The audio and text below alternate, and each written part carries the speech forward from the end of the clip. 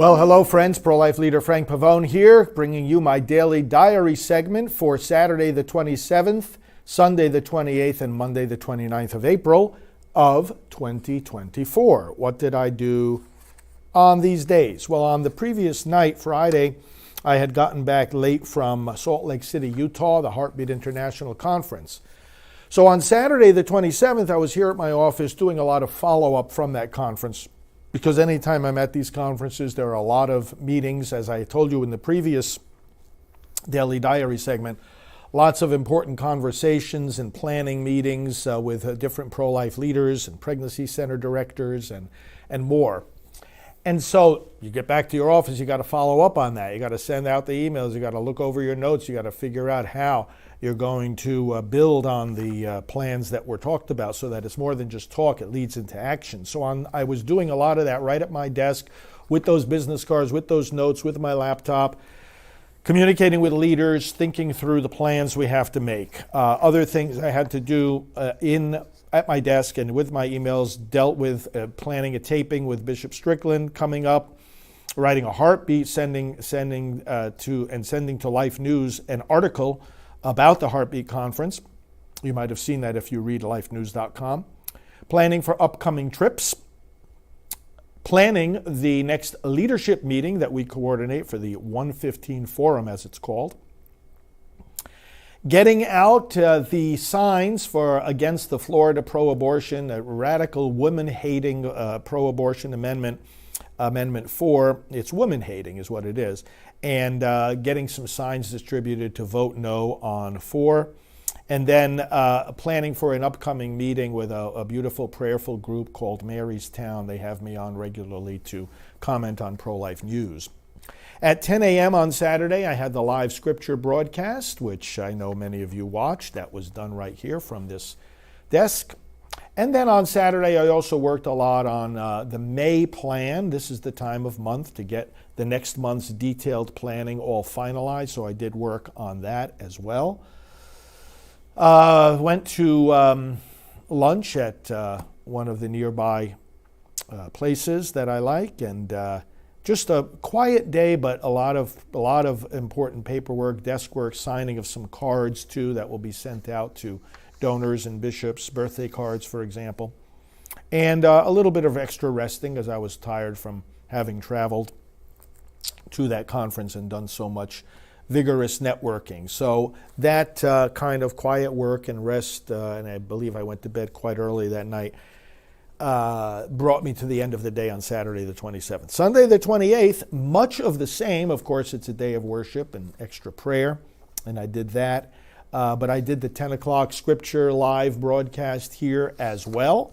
Was up early actually working at my desk and various things, more follow-up from the conference, more planning for the month of May, some writing, and also the following things. Communication with our video team in regard to our video work and broadcasting. Ballot initiatives, the pro-abortion ballot initiatives, which are just so extreme. Working on some ads to counteract those and convince voters to vote against them. Invitations for the Road to Majority Conference to take place in June, a major political conference, and I've been sending out invitations to clergy to join me for that so that we can have a good Catholic presence.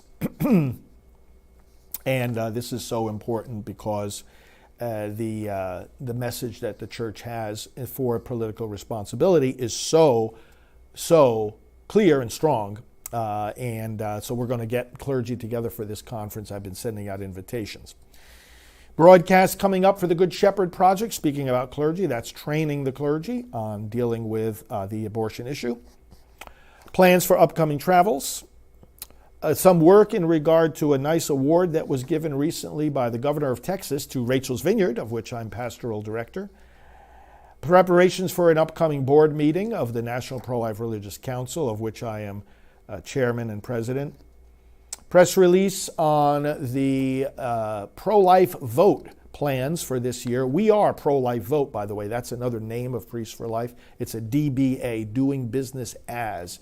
You know, when an organization has more than one name, it's because it's a DBA. So Priests for Life is also Pro-Life Vote, and we'll be putting our election activities under that title.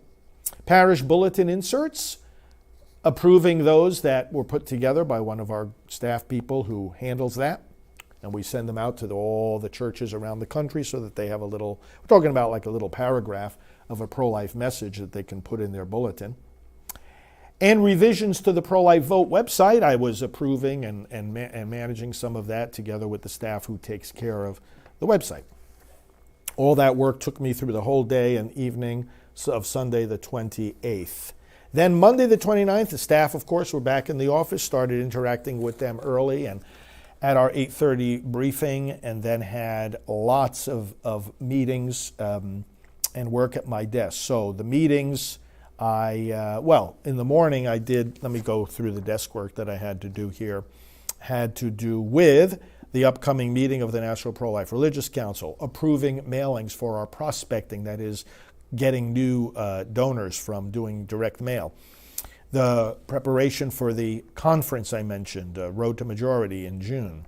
Preparation for upcoming shows and broadcasts. Preparation for the upcoming Travelogue, one of our key newsletters that we send out every other month. Connecting with pro-life leaders on various topics. Revising and upgrading election-related resources that we'll be sending out. Preparing for the pro-life leaders meeting.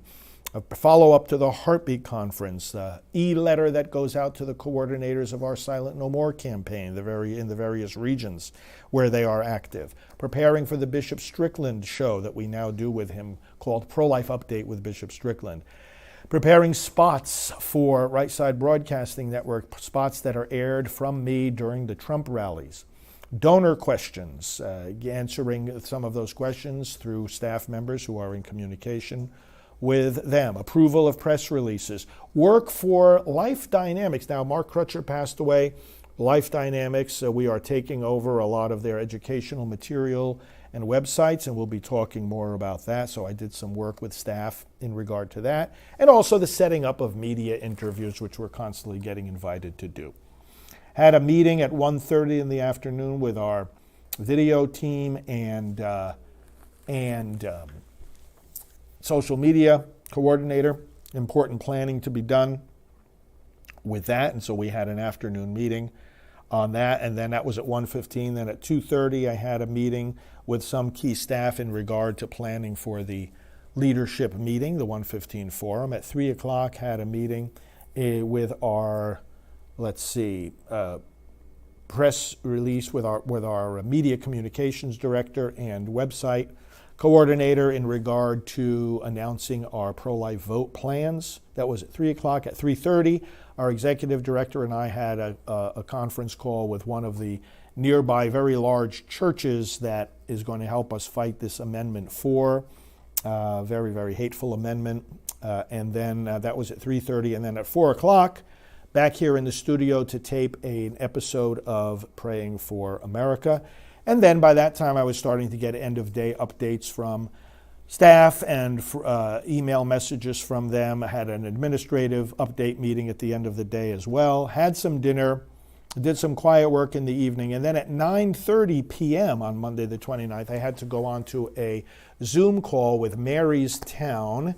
And that's a regular monthly commitment. We spend about 2 hours. First, we spend a significant amount of time in prayer for about an hour, and then about an hour of discussion. They asked me to give them an update on pro-life news, and then sometimes to introduce a pro-life guest that also gives some remarks about their work, and I ask them certain questions because I know all these leaders and the things they do. And that brought me to about 11:30, 11:45 p.m. on Monday the 29th when I went to bed. There was what I did. Now I'm waiting to see if my critics, we all have critics. I don't spend a lot of time talking about these critics. But where's their daily update? Sometimes, they come across as judge and jury of people like me because they don't like some of the things I say and they question the things I do. So let's just compare our daily updates. That's one way to get to know somebody. It's how they spend their time every day. Yeah, I have a feeling I'm going to be waiting for a long time before I get a daily update series of videos like this from my enemies. But you're my friends, And I hope this encourages you, and I'm encouraged by your commitment to the pro-life cause as well. Let's keep doing it, friends, because we are on the path to victory. Thanks for watching. God bless.